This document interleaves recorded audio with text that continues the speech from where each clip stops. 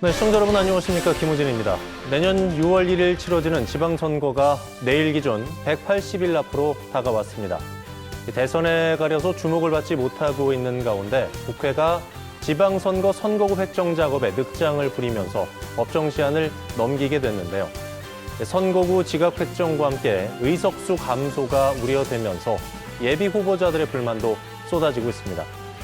지역 일꾼을 뽑는 지방선거가 깜깜이 선거가 되지 않도록 더 많은 관심 가져야겠습니다. 강원도의 오늘과 소통하는 시사 큐레이터 생방송 더 인사이드 시작하겠습니다.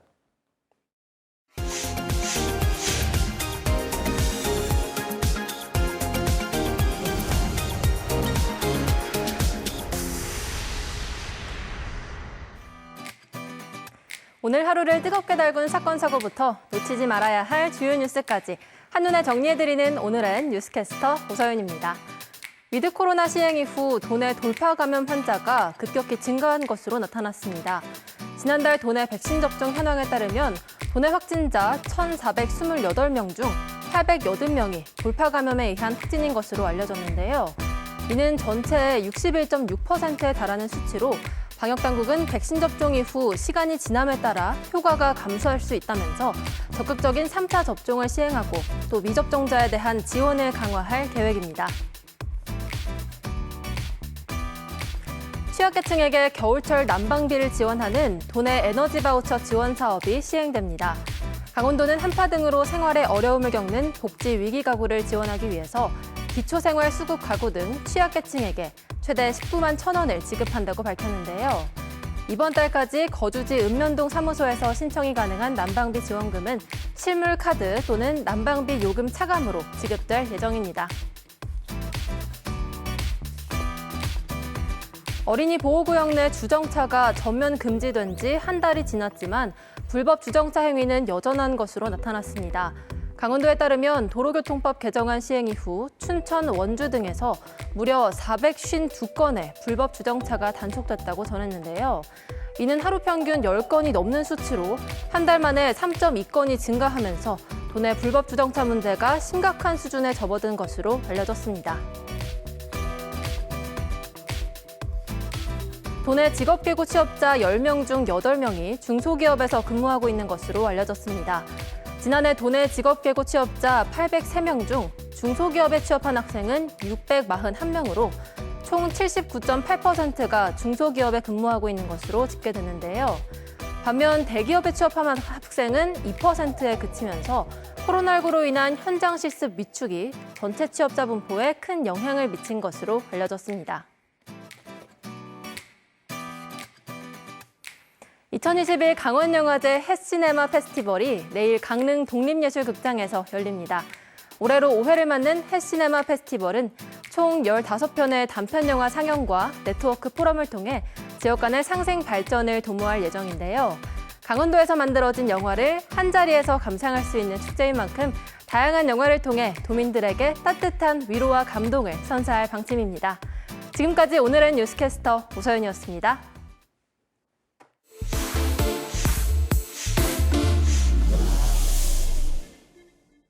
네, 한 주간의 뜨거웠던 이슈와 현안을 기자와 함께 깊이 있게 정리해보는 뉴스 시간입니다. 송혜림 기자, 어서 오십시오. 안녕하십니까. 예, 학교 비정규직 노동자들이 지난 10월 20일 1차에 이어서 오늘 2차 총파업을 했죠. 일선학교 현장에서는 혼란도 좀 있었을 것 같아요. 네, 그렇습니다. 오늘 이 전국의 학교 비정규직 노동자분들이 총파업을 선언하면서 서울시 교육청 앞에서 총파업이 진행됐습니다. 예. 강원도 전체 교육공무 직원 수는 8,028명이고요. 이들의 직종은 영양사와 조리사, 또 초등 돌봄 전담사와 유치원 방과 후 교육사 등입니다. 도교육청 집계에 따르면요, 이 중에서 14%에 해당하는 1,175명이 오늘 집회에 참여한 것으로 조사됐습니다. 네. 때문에 말씀해 주신 것처럼 일부 학교는 좀 정상 운영에 차질을 빚을 수밖에 없었는데요. 급식을 실시하는 전체 학교 600여 곳 중에서 31곳이 조기 귀가 조치를 하는 등 급식을 실시하지 못했고, 또 돌봄을 운영하는 초등학교 270여 곳 중에서 23곳이 운영하지 못했습니다. 오늘 총파업을 했던 학교 비정규직 노조연대 어떤 단체고 핵심 요구사항은 무엇이에요? 네, 우선 전국적인 상황은 좀 비슷하지만요. 예. 강원도 상황을 좀 더 말씀드리겠습니다. 네. 이 강원학교 비정규직 연대회의가 오늘 상경 집회에 참여를 한 건데요. 이들은 이제 공공운수노조 교육공무직 강원본부와 또 전국 학교 비정규직 노조 강원지부로 구성돼 있습니다. 예. 이들의 가장 최우선적인 요구사항은 역시 비정규직 철폐입니다. 이들의 직종은 돌봄 전담사라든가 또 뭐 스포츠 강사 등이 포함이 돼 있는데요. 다시 말해서 이 15년 가까이 근속을 해도 매년 계약을 갱신해야 되고 예. 때문에 뭐 근속 수당 등 이런 처우에 있어서의 복지 등의 분야에 있어서 차별을 받아왔다는 겁니다. 쉽게 말해서 이분들이 주장하는 것에 의하면 계약직 신분이라서 육아휴직도 못 쓰고 또 뭐 대출도 안 된다라는 게 이제 이들의 입장입니다. 코로나19 속에서 교육부의 역대급 예산 집행 속에서도 이들의 불안정한 고용 형태의 개선책은 마련되지 않았다는 게 주장입니다. 말씀하신 부분도 그렇고 정부라든가 교육청, 노조의 어떤 입장 차이가 좁혀지지 못했다는 이야기인데 네. 노조 측 입장 들어봤으니까 정부하고 교육청 입장도 좀 들여다볼 필요는 있을 것 같아요. 네, 사실 이 여러 가지 입장들이 얽혀 있습니다. 우선 말씀드렸다시피 근로자들의 직종도 전부 다르고요. 네. 이게 또 강원도 교육청만의 문제는 아니고 전국 단위로 움직이고 있기 때문에 공동교섭이 우선 진행 중입니다. 전남교육감이 책임교육감으로 활동을 하고 있고요. 현재까지 전국학교 비정규직 연대 회의와 또 교육부 또 전국 17개 시도교육청 간의 올해 교섭이 좀 진행돼 왔습니다. 현재까지 3차례 본교섭과 또 8차례 실무 교섭이 진행돼 왔는데요. 강원도에서도 대표로 임금 처우 개선 등에 담긴 그런 안들이 전달된 것으로는 알려져 있습니다. 교섭 내용이나 진행 상황은 현재까지는 비공개 상황인데요. 네. 다만 이 학비 노조 측에 따르면요, 최근 교섭 과정에서 교육당국으로부터의 개선안이 아직 마련되지 않은 것으로 알려졌습니다. 이들은 이제 꾸준히 교육 현장에서의 산재 문제라든가 또 강사 직군의 고용 안정 문제, 또 돌봄 전담사들의 처우 문제 등을 꾸준히 제기하고 있습니다. 궁금한 건 이제 파업이 오늘 하루인가요? 뭐 이렇게 보니까 입장차도 있는 것 같고 네. 이런 일이 또 반복될 가능성도 있어 보이는데 어떻게 내다보고 계세요? 그렇습니다. 우선 이들은 오늘 하루 예고된 파업을 진행한 겁니다. 예. 애초에는 사실 무기한 파업으로 선언을 하긴 했지만 파업 예고일이 임박했던 어제 이제 하루로 돌연 변경한 것으로 알려졌습니다. 이는 코로나19 확산세 속에서 진행되고 있는 방역 지침에 대한 그런 이제 조심스러운 부분과 함께 또 전면 등교가 진행되고 있는 상황에서 학교에서 이제 학생들과 관련된 업무 공백이랄지 이런 것들을 좀 고려한 조치라고 조심스럽게 예상이 되고 있습니다. 다만 이제 앞서 수차례에 걸친 파업이 진행돼 왔고 또 근로자들이 원하는 조건에 대한 교육 당국과의 교섭 등을 이끌어내는 과정이 아직 좀 진행 중이기 때문에 모두가 만족할 수 있는 그런 조건을 끌어내기까지는 좀 시일이 걸릴 수 있다라는 것으로 보이기 때문에 추가 집회나 파업 등의 가능성도 열어두고는 있습니다. 그러게 매번 느끼지만 고용 안정하고 처우 개선이 참 쉬운 문제가 아니라는 생각이 드는군요. 송혜림 기자, 잘 들었습니다.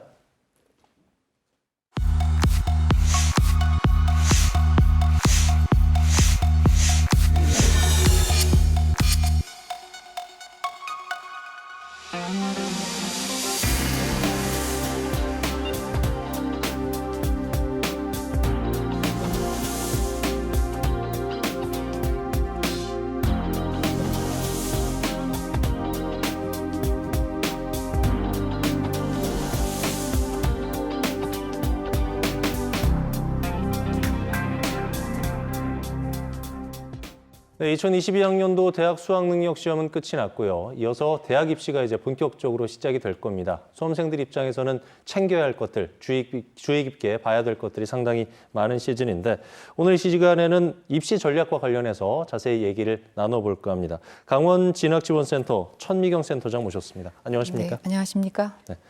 코로나 사태 속에서 치러진 두 번째 수능이었습니다. 네. 시험에 대한 부담도 있을 텐데 거기에 또 방역에 대한 부담까지 네, 겹치다 그렇습니다. 보니까 수험생들 어려움이 더 많았을 것 같은데 올해 수능의 특징 어떻게 정리하고 계신지요? 2022학년도 수능은 예년과 달리 큰 변화가 있었습니다. 예. 우선 이제 가장 큰 변화로는 인문, 자연, 통합형 첫 수능이었습니다.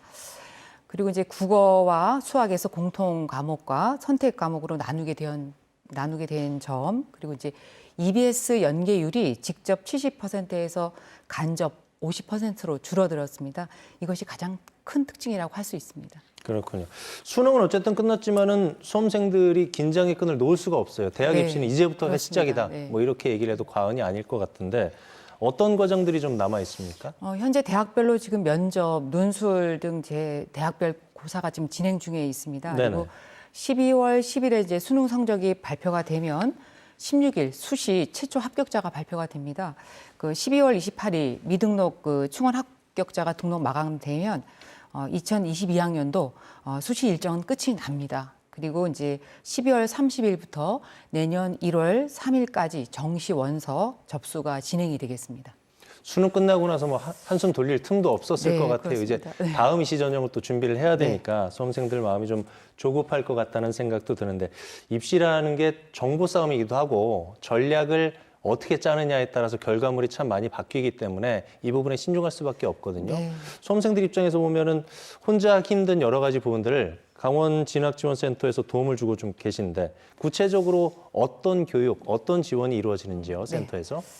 올해 이제 강원 진학지원센터에서는 진학 지원 통합 시스템, 그래서 감자바 이렇게 해서 구축을 감자바. 했습니다. 감자바. 예, 예. 그래서 선생님들은 물론 그 학부모님들께 어플리케이션을 통해서 자녀의 고등학교 3년간 생활을 쉽게 살펴보고 예. 그리고 진학 정보를 충분히 얻으실 수 있습니다. 지금 현재 대입 지원관이 이제 12분이 계시고 네. 도내 그 진학 전문 교사단이 67명. 그래서 총 79명의 상담 교사단으로 진행을 하고 있습니다. 저희가 이제 시기적으로 체계적으로 지금 지원을 하고 있는데요.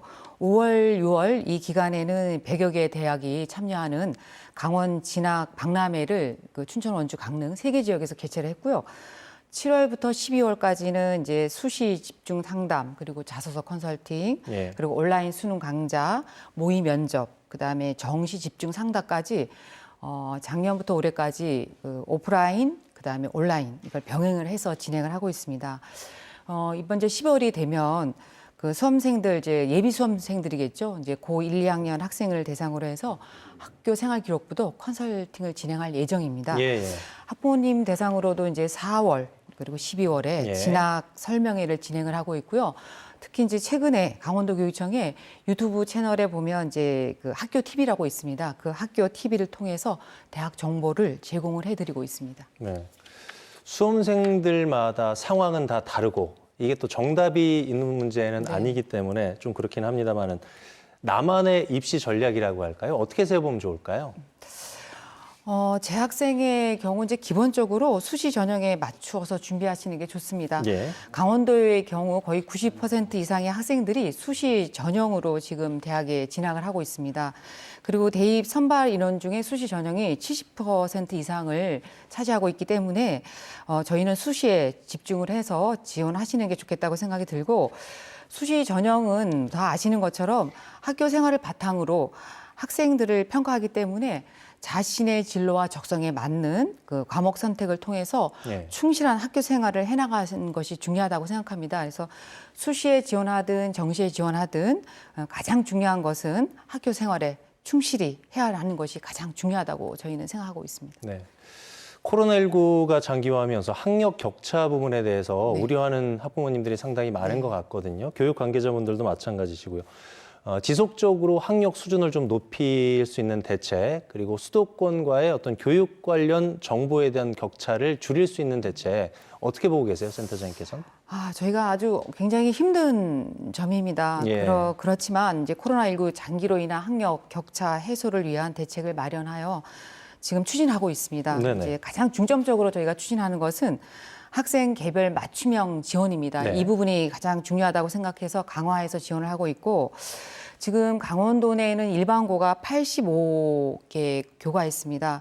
근데 그중에 13개 학교는 그 고3 학생 수가 13명 미만이어서 1등급을 저희가 산출되지 않는 학교입니다. 상당히 네. 어렵죠. 그래서 이런 상황 속에서 현장의 선생님들과 함께 저희가 이제 강원 진학지원센터에서 학생 맞춤형 대입 지원으로 격차를 해소하고자 많은 노력을 하고 있습니다. 예. 그러니까 소규모 학교 학생들을 대상으로 해서 찾아가는 대입 컨설팅 그리고 상시적으로 이제 온라인 비대면 상담을 실시하고 있고 수시 최저 등급 충족이 굉장히 필요한 부분이어서 그런 학생들을 위해서는 정시 지원 학생도 마찬가지입니다. 이 학생들을 위해서는 10주간이 진행되는 수능 온라인 쌍방향 특강도 지금 진행을 하고 있고요. 감자바 어플리케이션을 통해서 지속적으로 체계적인 지원을 하기 위해서 저희가 노력을 하고 있습니다. 무엇보다도 학생, 학부모가 쉽게 그리고 편리하게 필요한 입시 정보를 제공받고 그리고 필요한 상담을 언제든지 받을 수 있도록 하는 것이 가장 중요하다고 생각이 들고 있습니다. 예. 그래서 지금 진학지원센터가 그 역할을 저희들이 최선을 다해서 노력을 하겠습니다. 앞으로 2025년도 되면은 고교 학점제가 네. 전면 시행이 되지 않습니까? 네. 대학 입시 제도 체계 자체가 좀 바뀔 텐데 네. 그에 따라서 어떤 것들이 바뀌고 그렇다면 우리는 센터장님 어떤 대비를 좀 해가면 좋을까요? 지금 이제 초등학교 6학년 학생들이 고등학교 1학년이 되면 이제 전면 시행이 되는데요. 예. 어쨌든 변화하는 대입 그 체제는 2024년 2월에 발표될 것으로 생각이 듭니다. 무엇보다도 이제 학생들의 진로와 적성에 따른 과목 그 선택이 가장 중요한 큰 변화입니다. 그래서 아마 그 새로운 형태의 그 학생부 위주 전형과 더불어 수능에도 분명히 변화가 있을 것으로 보입니다. 예. 학교는 학생들의 수요에 따라 적극적으로 그 과목을 개설해 줘야 되고 그에 따라서 학생의 과목 선택에 따른 적극성이나 그리고 성취도가 대입에서는 중요한 요소로 반영될 것으로 저희가 생각이 들고요. 예. 그래서 이제 기존의 교과 성적 그리고 교과 활동, 교과 외 활동 외에도 이제 학생의 과목 선택도 평가 요소가 반영이 될 것으로 생각이 듭니다. 예. 그래서 자신이 다니는 학교에 과목이 개설되어 있지 않더라도 인근 학교 그리고 온라인 지역사를 통해서 이제 충분히 학생의 과목 선택권이 보장되는 만큼 자신의 진로를 통해 나만의 교육 과정을 설계하는 것이 가장 중요합니다. 그래서 학생 스스로가 본인이 진로에 맞춘 교육 과정을 설계하는 거 이거 강조드리고 싶습니다. 네. 수험생들은 이제 수능이 끝나고 본격적으로 대학 입시에 뛰어들게 되는 셈인데 이 과정 속에서 주의해야 될 점들, 꼭 챙겨야 될 부분들이 있으면 어떤 게 있는지 포함해서 정리 말씀을 좀 듣겠습니다. 아직도 대학별 고사 그리고 정시 등 상황에 따라 많은 일정이 남아 있습니다. 특히 대학별 고사의 경우 이제 대학에 따라 확진자는 응시 기회를 제한하는 사항도 있을 수 있기 때문에 무엇보다도 건강 관리에 각별히 신경 써주시기를 부탁을 드리겠습니다. 그리고 이제 정시 추가 모집이 2월 28일까지 진행되는 만큼 끝까지 최선을 다해 주시기를 부탁을 드리겠습니다. 두 가지 말씀이셨어요. 최선을 다해달라는 얘기하고 건강 관리였는데 네, 저도 그 그렇습니다. 얘기를 드리려고 했었거든요. 네. 대학 입시가 되게 중요한데 인생의 전부를 결정짓는 그렇지, 문제는 네, 아니지 않습니까? 맞습니다. 최선을 다해서 좋은 결과물을 얻되 지나치게 우리 수험생들이 또 스트레스를 네. 받아서 건강이 해쳐지는 일은 없었으면 좋겠습니다. 지혜롭고 건강하게 이 시기를 보내면 좋을 것 같아요. 지금까지 강원 진학지원센터 천미경 센터장이었습니다. 센터장 오늘 말씀 고맙습니다. 네, 고맙습니다.